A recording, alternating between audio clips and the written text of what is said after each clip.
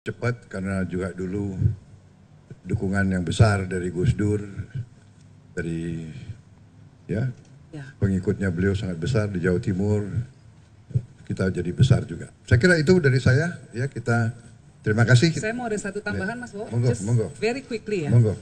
Kenapa kita butuh figur seperti Prabowo? Ya. Karena saya percaya setiap zaman membutuhkan pemimpinnya.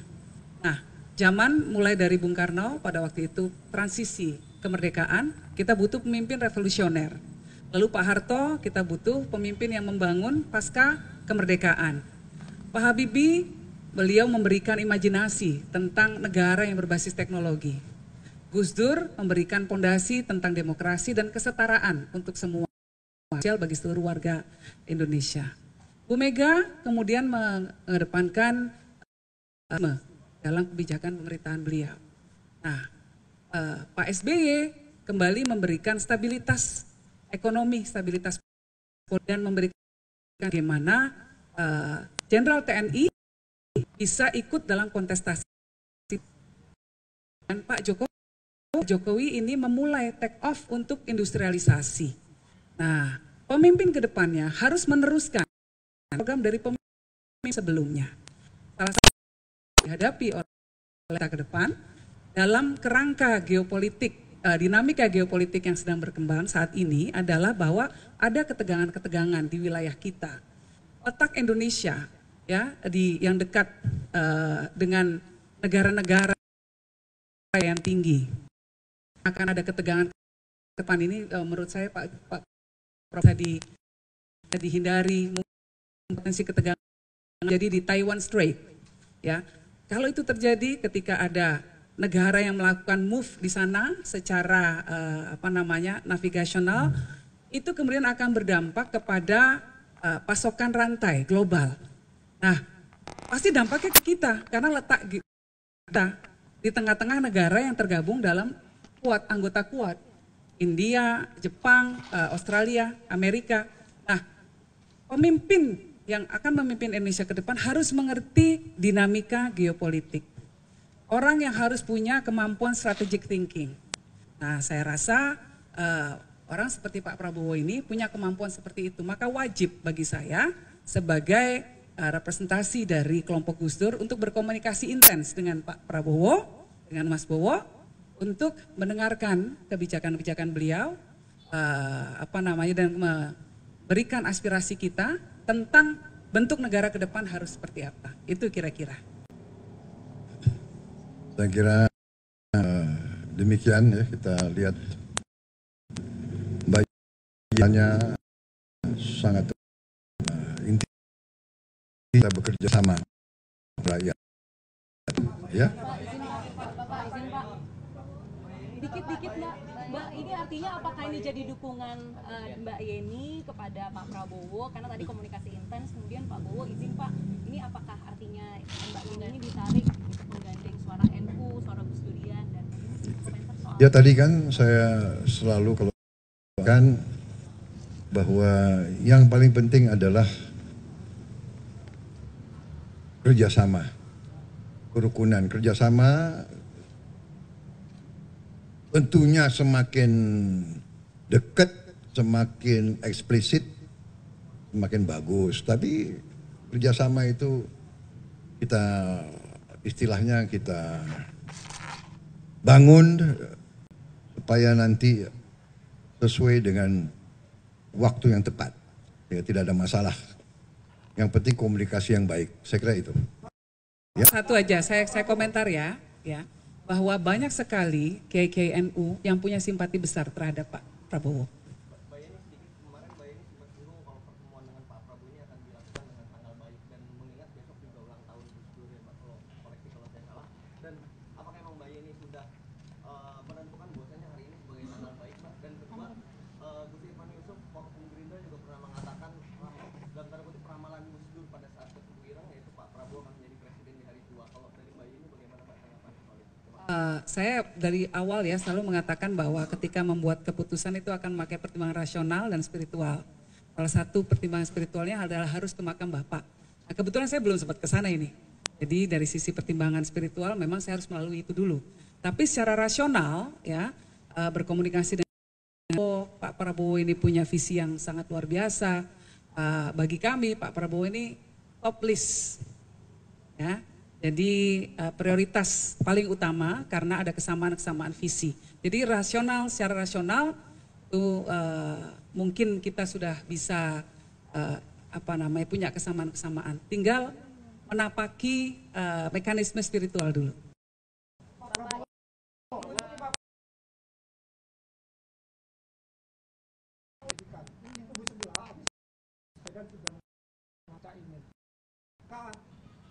Mbak Yeni yang notabene adalah NU Bongkotan, kan dia adalah putri Gus Dur, sedang Anda hitung untuk menjadi cawapres Anda. Bagaimana Pak Prabowo? Saya jawab ya Mas. Mari kita memberikan kebebasan kepada calon presiden untuk menyusun, untuk menggait pasangan yang paling baik untuk beliau, kemudian juga memastikan tim yang akan membantu beliau akan seperti apa.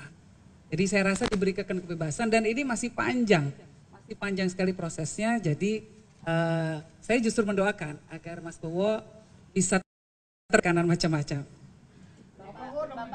Oke. Bapak izin terakhir, mungkin dari tadi kita melihat Bapak agak sedikit berkaca-kaca. Sebenarnya yang dirasakan, apakah ada yang dirindukan mungkin dari Pak Gus Dur ataupun seperti apa Pak Prabowo? Kaca-kaca, emang kilau. Mungkin ada momen haru yang mungkin di Bapak izin. Ya saya merasa dekat sama Gus Dur ya. Kadang-kadang waktu itu yang saya kenal Gus, pemikirannya ke depan kita sendiri kadang-kadang tidak mengerti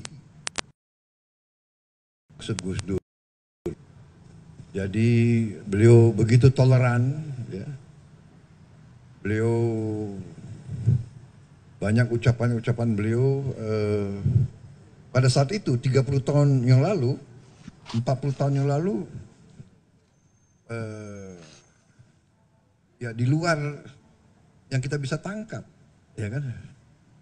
Beliau berani melakukan pendekatan-pendekatan kemana-mana, begitu toleran sama semua agama, semua ras, semua kelompok etnis. Jadi saya lihat 30 tahun kemudian baru kita sadar, oh memang begitu yang kita butuh, pemimpin-pemimpin seperti itu. Dan kalau saya keliling dunia, yang sangat dikenang di mana-mana adalah antara lain ya Gus Dur. Walaupun beliau presiden hanya sebentar, tapi ya dikenang karena itu toleransinya, ya umat Islam, tapi selalu welcome, selalu membangun komunikasi sama semua pihak. Jadi ini yang sangat menarik. Jadi saya terkesan dengan contoh dan leadership beliau. Izin Pak Prabowo, tadi kan disampaikan Pak saling puji, bahkan satu visi, satu misi, pandangannya sama, bahkan tadi Mbak Yeni sampaikan Pak Prabowo ini masuk dalam top list gitu. Kalau Mbak Yeni sendiri masuk dalam top list cawapresnya Pak Prabowo nggak Pak? Monggo silakan. Kita akan, kan saya sekarang masuk dalam satu tim koalisi. Koalisi itu kadang-kadang ada yang masuk ya. Nggak ada masalah. Kayak lu nggak tahu aja. Saya cuma mau bilang ya, saya memang lama dalam membuat keputusan, tapi sekali buat keputusan saya setia. Nggak jadi. Saya katakan di mana-mana adat kita, budaya kita adalah musyawarah. Jadi saya tentunya dengan kawan-kawan dari tim saya, koalisi saya akan terus musyawarah, kita akan cari yang terbaik, ya, dalam kondisi tertentu, menurut visi realita, ya, bukan visi. Saya selalu bicara kepada rekan-rekan saya, kepada adik-adik saya, Kalau kita sudah bertekad memilih jalan hidup berbakti kepada negara dan bangsa, perasaan pribadi, suka tidak suka pribadi, keinginan pribadi harus kita kalahkan. Jadi kita, ya kan? Kita benar-benar kita cari yang terbaik untuk rakyat kita. Kita harus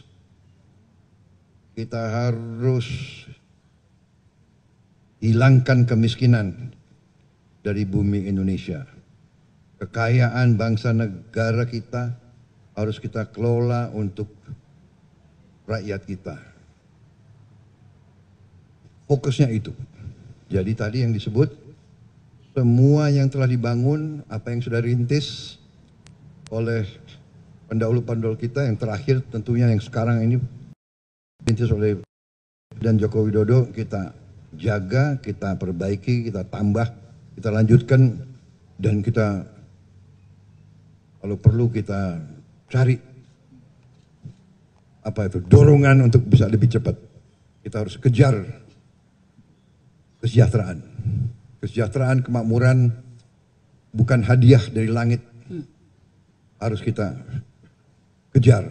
Karunia yang besar oleh Tuhan sudah ada, kita harus kejar. Jadi itu fokus, itu cara saya, dan saya yakin ini yang masuk akal. Ya. Ini adalah disebut ingin buat sesuatu yang rakyat.